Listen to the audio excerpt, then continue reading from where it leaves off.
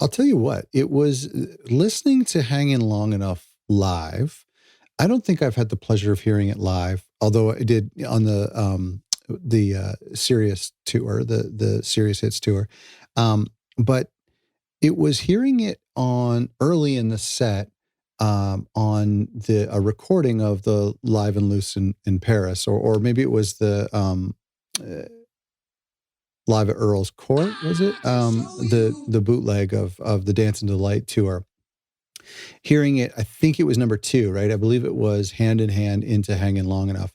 And that's just kind of where I realized how powerful of a song this is. And I always kind of just dismissed it as like not as great version of Something Happened on the Way to Heaven. But to me, this is bigger. And I just think that horn riff is so great. It reminds me a little bit of Loco and Acapulco. It's just one of his best horn riffs. And it's one of those times where like the pre-chorus, you never thought you'd ever be, is kind of bigger than the chorus itself. There really almost isn't a chorus.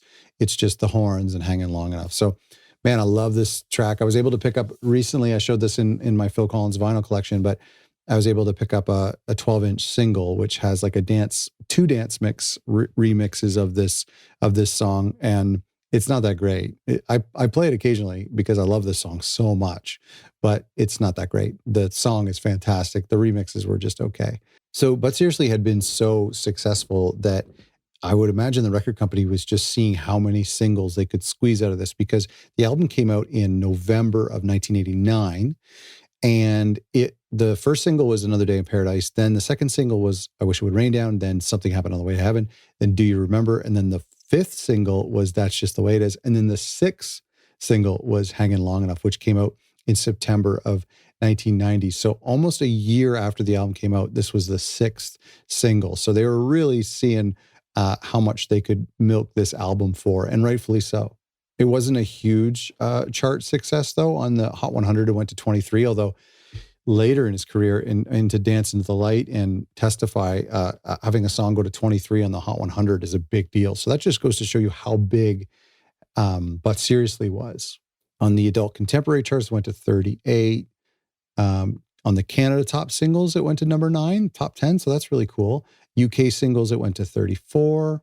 There's a great music video for this, which it's been a while since I've watched at the SS Studio. I got to go check that out. It's been a while since I've seen that. But I'm curious for you guys about Hanging Long Enough, because I think that if I recall when I did my list of top favorite Phil Collins songs, I put Something Happened on the Way to Heaven there. I didn't put Hanging Long Enough on my list, although I adore this song, and what a killer way to kick off the record. But I'm curious, like, I remember seeing some of you say that you don't love this tune. And I think somebody even mentioned that it was on their least favorite Phil Collins songs, which I think is a terrible thing to say. But fine. If you can have your own opinions, but they're definitely wrong. But tell me, where does Hanging Long Enough rank for you? Do you guys like this song? I love this song. But I'm curious if it's one of the songs on But Seriously you love, or one of the songs on But Seriously that you hate, or if it's take it or leave it.